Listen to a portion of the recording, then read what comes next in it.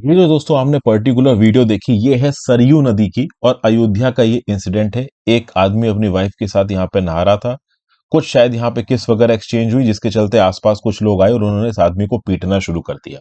Obvious सी बात है, ये जो एक इंसिडेंस था इसको आप बोल सकते हो PDA, public display of affection. Public display of affection एक बहुत ही नॉर्मल चीज है, वेस्टर्न कंट्रीज में काफी नॉर्मल है। अगर आप यूरोप की किसी कंट्री में ट्रेवल करते हो वहां पे ओपनली किस करना, हाथ पकड़ना, this is quite common.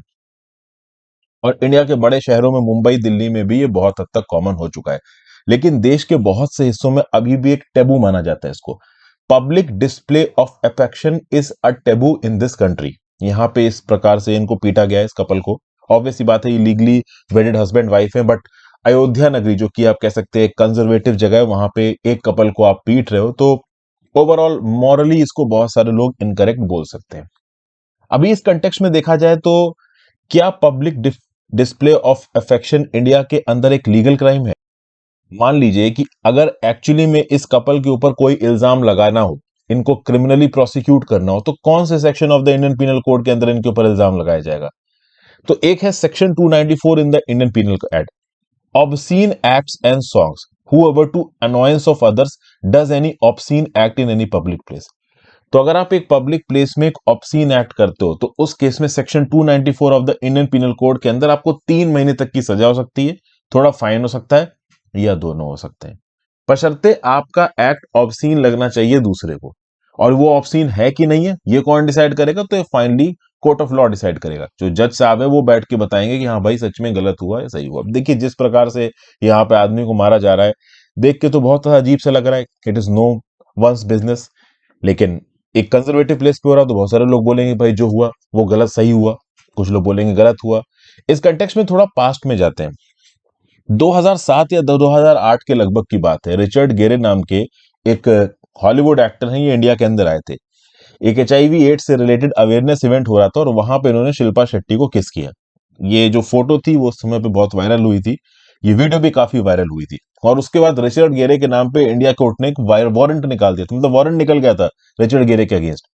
Openly Richard Gere और शिल्पा शेट्टी की एफिजीज, पुतले जलाए जा रहे थे। बोला जा रहा था कि इंडिया एक कंजर्वेटिव कंट्री है, यहाँ पे ओपनली इस प्रकार के एक्शन मत करिए। तो आप ये कह सकते हो PDA, public display of affection. अभी 2018 की बात है, कलकत्ता के एक मेट्रो में एक कपल बहुत पास में एक दूसरे के साथ खड़ा हुआ था, तो वहां पे कलकत्ता के लोगों ने उसको उनको मारना शुरू कर दिया। तो public display of affection India के अंदर एक टैबू है। अगर इसको लीगली प्रोसिक्यूट करना हो तो आप किसके अंदर कर सकते हैं? Section 294 of the Indian penal code. But legal prosecution की जरूरत नहीं पड़ती इंडिया के अंदर। इंडिया के अंदर ऑन द स्पॉट जस्टिस कर दिया जाता है यहाँ पे। जैसे अक्सर कर देखा होगा आपने, वैलेंटाइंस डे के दिन जो कपल्स हैं वो एक दूसरे के साथ कहीं बाहर घूमने वगैरह जाते हैं, कहीं पार्क में बैठे हैं, हाथ पकड़ रहे हैं, तो वहां पे एकदम से मॉरल पुलिसिंग हो जाती है, आते हैं लोग मारने पीटने लगते हैं। तो इस प्रकार का टैबू है पीडीए के अगेंस्ट। अब ऑब्वियस ही बात है, जो वेस्टर्न विचारधारा को फॉलो करते हैं, मुंबई जैसी जगहों पे रहते हैं, उनके लिए बहुत आम बात है, किसी को फर्क नहीं पड़ता कौन क्या कर रहा है।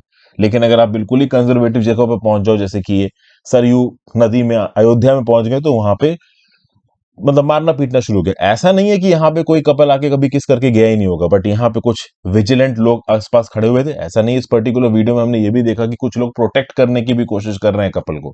अब इतने सारे भीड़ में आदमी खड़ा है तो वो वुमेन ज्यादा कुछ कर नहीं सकती। आदमी को मार रहे थे, ज्यादातर मार रहे थे, और कुछ लोग यहाँ पे बचाने की कोशिश कर रहे थे। हालांकि it was no man's business, उनका कोई मतलब नहीं था उनसे लेना देना, बिना बात की मॉरल पुलिसिंग यहाँ पे हो रही थी। तो डेफिनेटली जो हो रहा था मेरे हिसाब से तो देखिए यहाँ पे गलत हुआ। अगर आपको लगता भी है कि कुछ गलत है तो आप section 294 of the Indian penal code के अंदर आप इनको लीगली प्रोसिक्यूट कर सकते हो। बट इंडिया के अंदर मॉब वायलेंस पहले होने लगता है, लीगल प्रोसिक्यूशन बाद में होता है। और इस तरीके की चीजों में तो क्या होता है कि किसी ने किसी को थप्पड़ मारा तो आसपास वाले आके ऐसे ही मारने लगते हैं कि चलो ठीक है, किसी को मारने को मिल रहा है तो मार लो। तो public display of affection, PDA, public display of affection, क्या आपके हिसाब से सही है?